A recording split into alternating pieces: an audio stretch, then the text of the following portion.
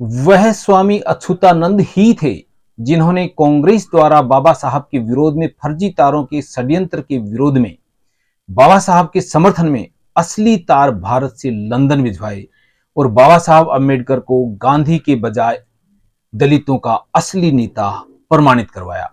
बात तब की है जब गोलमेज सम्मेलन के दौरान भारत से गांधी दलित और पिछड़े वर्गों को भी हिंदू मानकर उनके नेता बन रहे थे।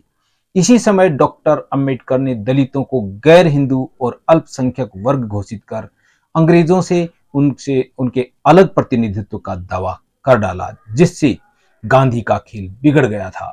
डॉक्टर अंबेडकर ने बहुत मजबूती से दलितों का पक्ष रखा और लंदन जाकर गोलमेज सम्मेलन में दलित वर्गों के लिए पृथक निर्वाचन की मांग की।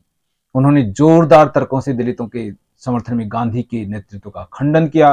डॉक्टर अंबेडकर के दावे को खारिज करने के लिए कांग्रेस और आर्य समाज के नेताओं ने हर तरह के षड्यंत्र किए, यहां तक कि दलितों की ओर से फर्जी तार लंदन भिजवाई कि उनके नेता डॉक्टर अंबेडकर नहीं गांधी हैं। किंतु स्वामी जी ने यानी अच्युतानंद जी ने उनकी इस चाल को कामयाब नहीं होने दिया। उन्होंने लगातार आदि हिंदू सभाओं में गांधी और कांग्रेस का खंडन और डॉक्टर अंबेडकर का समर्थन किया। उन्होंने कांग्रेस के फर्जी तारों के एवज में दलितों की ओर से गांधी के विरोध में और अंबेडकर के समर्थन में भारी संख्या में असली तार लंदन भिजवाए। इसका परिणाम यह हुआ कि डॉक्टर अंबेडकर के दावे को भरपूर समर्थन मिला और ब्रिटिश प्रधानमंत्री ने अपने सांप्रदायिक निर्णय यानी कम्युनल अवार्ड में दलितों के लिए पृथक निर्वाचन की मांग को स्वीकार कर लिया। तो शुरू करते हैं स्वामी अच्युतानंद जी का रहा हुआ किस्सा। जैसा कि डॉक्टर बाबा साहब अम्बेडकर ने कहा था कि अभी नहीं तो कभी नहीं, वही एक समय था जब ब्रिटिश सरकार पर अछूतों की मुक्ति का दबाव बनाया जा सकता था। उस अवसर को छोड़ने का अर्थ अछूतों को अछूत रूप में ही हिंदुओं के अधीन छोड़ देना था। स्वामी अच्युतानंद जी आदि हिंदू सभा बनने से पहले 1922 में दिल्ली में ब्रिटेन के राजकुमार का स्वागत करके उन्हें अछूतों की मुक्ति के संबंध में मांग पत्र दे चुके थे। पर आदि हिंदू सभा की ओर से स्वामी जी ने जब साइमन कमीशन 29 और 30 सितंबर 1928 को लखनऊ आया तो चार बाग में हजारों लोगों के साथ गाजे बाजे से उनका स्वागत किया गया था और राजनीतिक अधिकारों के लिए मांग पत्र दिया था, जबकि कांग्रेस के नेताओं ने उसका विरोध और बहिष्कार किया था। डॉक्टर अंगनेलाल के अनुसार इस स्वागत कार्यक्रम में सर्वाधिक योगदान भदंत बोधानंद का था। उसी समय की बात है जब कांग्रेस के नेता लाला लाजपत राय ने स्वामी अच्युतानंद की काट के लिए उत्तर प्रदेश के हरिजन नेता चौधरी बिहारी लाल को तैयार किया। वह स्वामी जी के जलसे में जाकर विघ्न डालता था और घूम घूम कर स्वामी जी के खिलाफ प्रचार करता था। उसने स्वामी जी को खूब बदनाम किया और ये बदनाम करने वाले उनके विरोधी तो थे ही, बल्कि पीड़ित वर्ग से ही चौधरी बिहारी लाल जैसे लोग भी थे जो बिकाऊ बनकर अपने भौतिक सुखों के लिए सच्चाई को बदनाम करने में लगे थे। यह वह दौर था जब राजनीतिक सत्ता के दो दावेदार उभर रहे थे, कायदे आजम जिन्ना और महात्मा गांधी। जिन्ना मुसलमानों का प्रतिनिधित्व कर रहे थे और गांधी हिंदुओं का। गांधी दलित और पिछड़े वर्गों को भी हिंदू मानकर उनके नेता बन रहे थे। इसी समय डॉक्टर बाबा साहब अम्बेडकर ने दलितों को गैर हिंदू और अल्पसंख्यक वर्ग घोषित कर उनके अलग प्रतिनिधित्व का दावा किया, जिससे गांधी का खेल बिगड़ गया। डॉक्टर अंबेडकर ने बहुत मजबूती से दलितों का पक्ष रखा और लंदन जाकर गोलमेज सम्मेलन में दलित वर्गों के लिए पृथक निर्वाचन की मांग की। उन्होंने जोरदार तर्कों से दलितों के संदर्भ में गांधी के नेतृत्व का खंडन किया। डॉक्टर अंबेडकर के दावे को खारिज करने के लिए कांग्रेस और आर्य समाज के नेताओं ने हर तरह के षड्यंत्र किए, यहां तक कि दलितों की ओर से फर्जी तार लंदन भिजवाए गए। उनके नेता इसलिए कि उनके नेता डॉक्टर अंबेडकर नहीं गांधी है। किंतु स्वामी जी ने उनकी इस चाल को कामयाब नहीं होने दिया। उन्होंने लगातार आदि हिंदू सभाओं में गांधी और कांग्रेस का खंडन और डॉक्टर अंबेडकर का समर्थन किया। उन्होंने कांग्रेस के फर्जी तारों के एवज में दलितों की ओर से गांधी के विरोध और अंबेडकर के समर्थन में भारी संख्या में असली तार लंदन भिजवाए। इसका परिणाम यह हुआ कि डॉक्टर अंबेडकर के दावे को भरपूर समर्थन मिला और ब्रिटिश प्रधानमंत्री ने अपने सांप्रदायिक निर्णय, जिसको कम्युनल अवार्ड बोलते हैं, में दलितों के लिए पृथक निर्वाचन को स्वीकार कर लिया।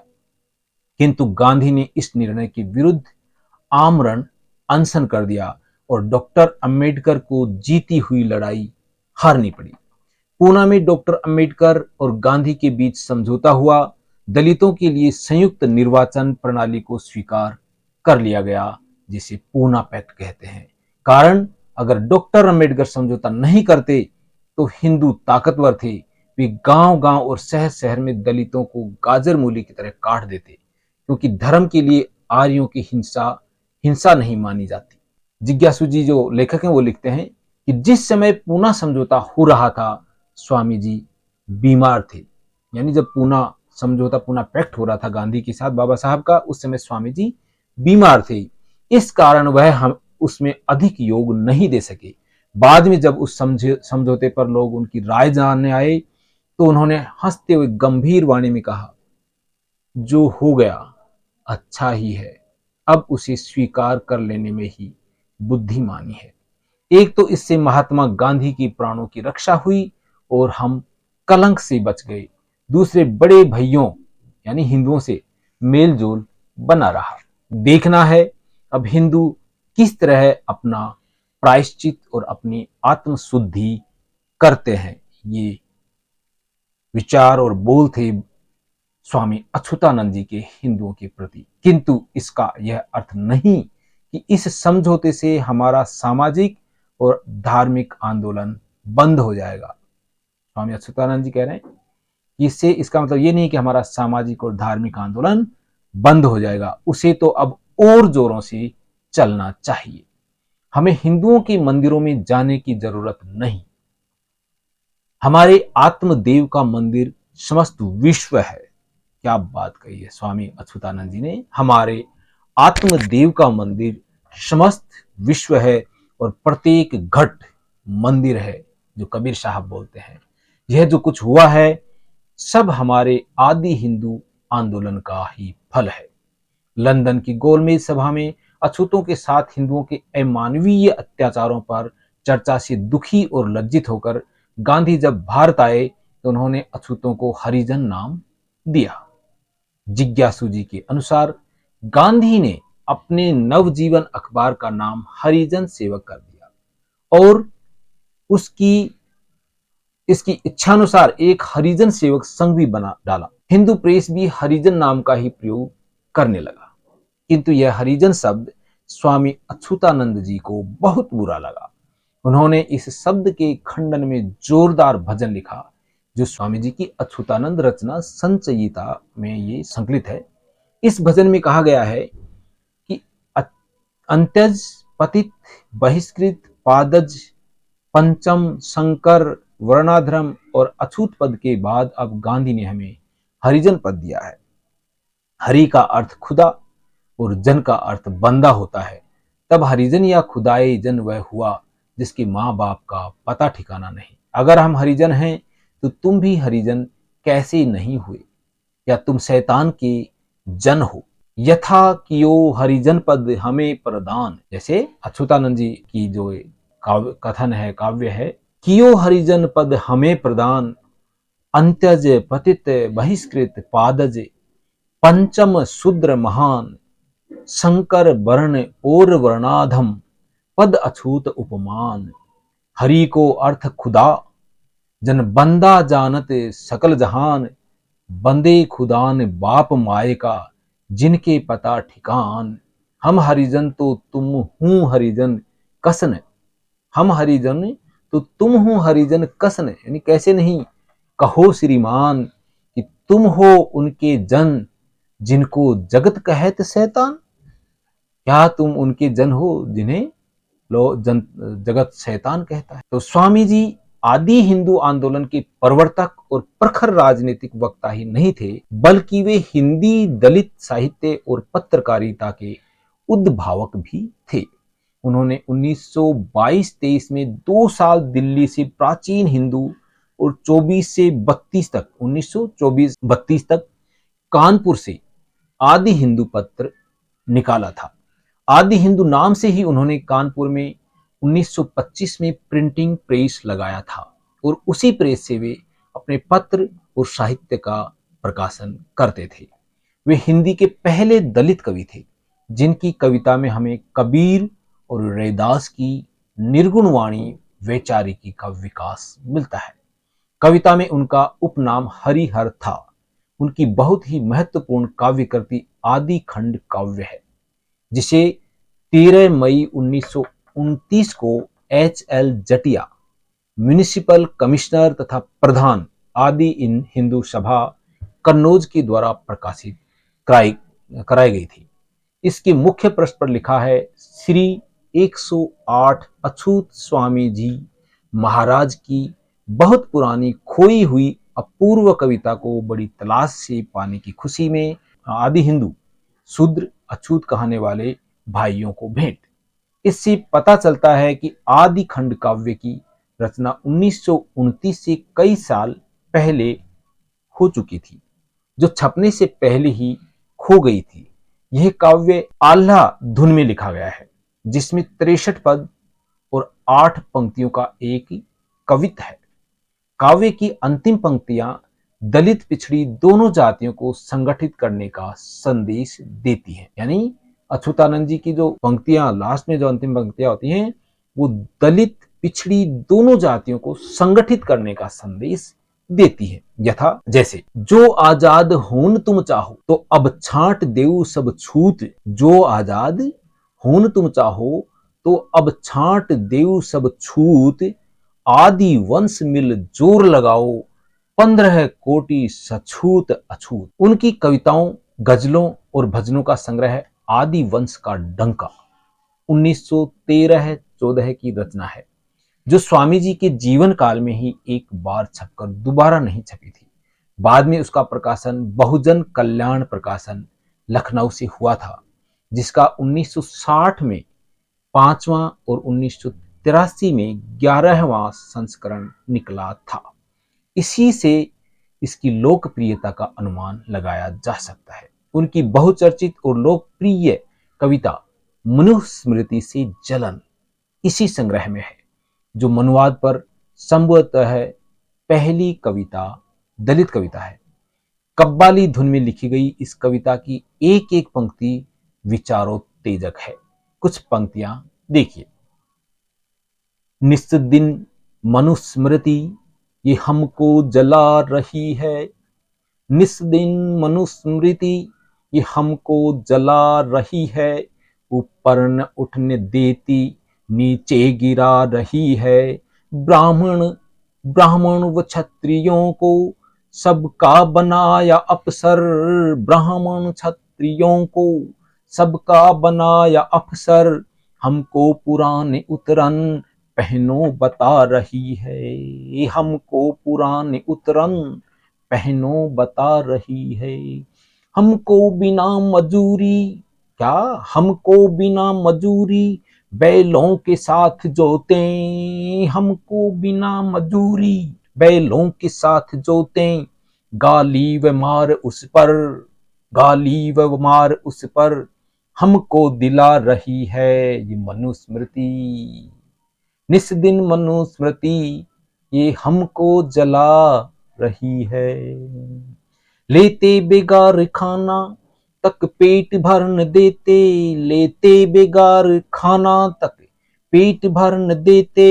बड़े तड़पते भूखे क्या जुल्म ढा रही है ये मनुस्मृति। ए हिंदू कौम सुन ले, ए हिंदू कौम सुन ले, तेरा भला न होगा।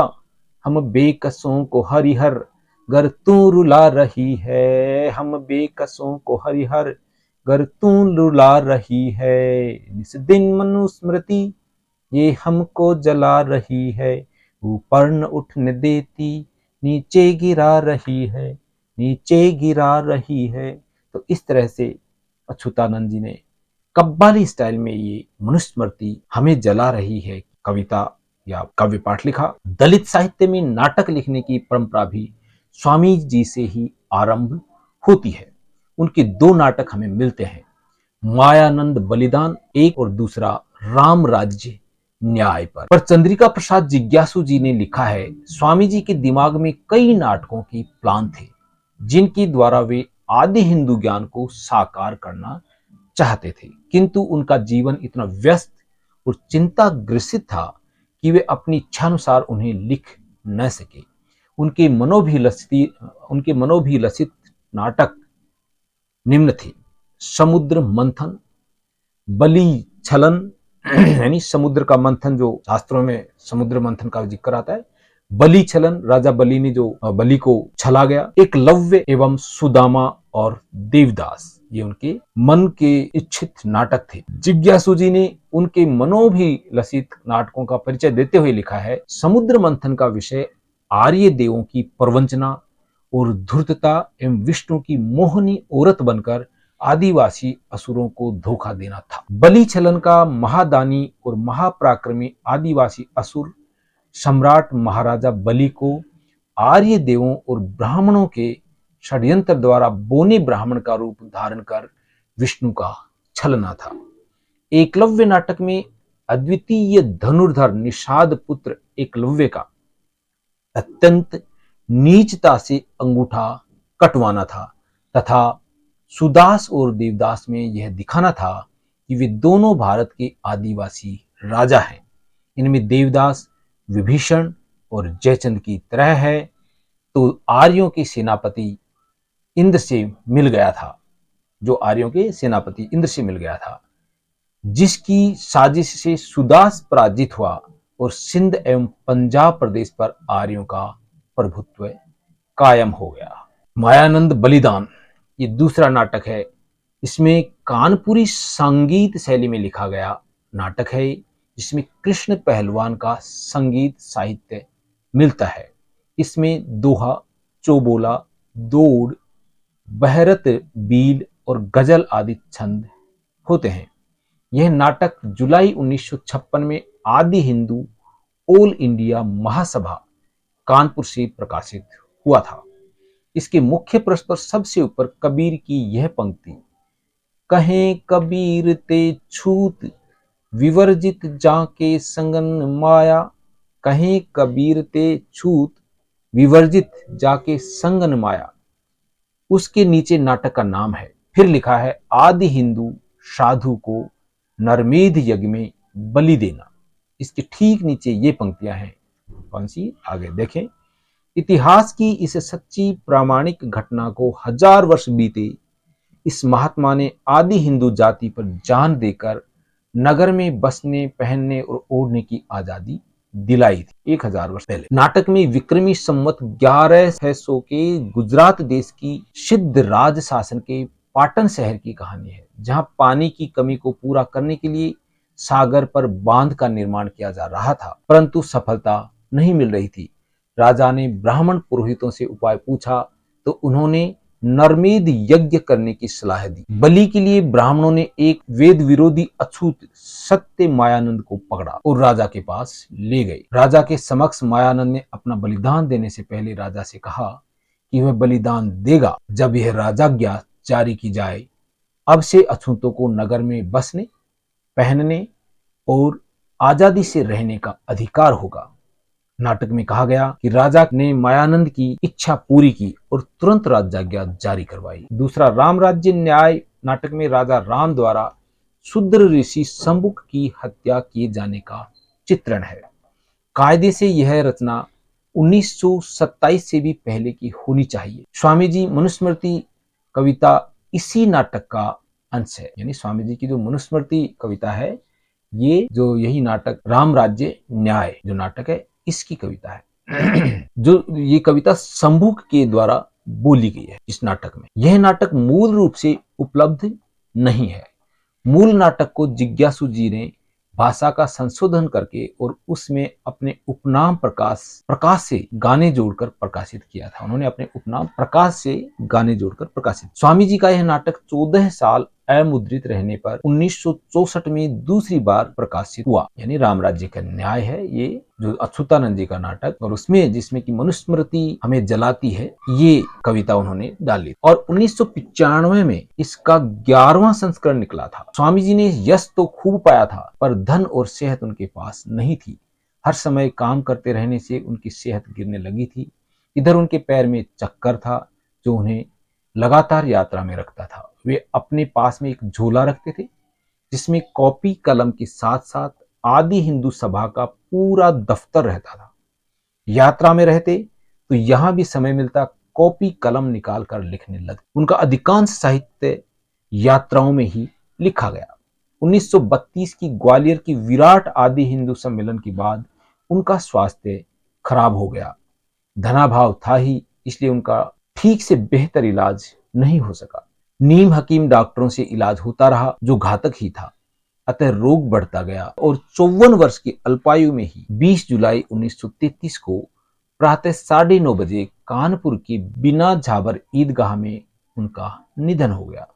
उत्तर भारत में दलित वर्गों में आजादी की आकांक्षा जगाने वाला सूर्य हमेशा के लिए अस्त हो गया। जिज्ञासु जी एक लेखन में उन्हें लिखा है, एक आला दिमाग था न रहा, एक आला दिमाग था न रहा, आदिवंशी चिराग था न रहा। स्वामी जी के निधन के बाद आदि हिंदू आंदोलन का एक तरह से पतन ही हो गया।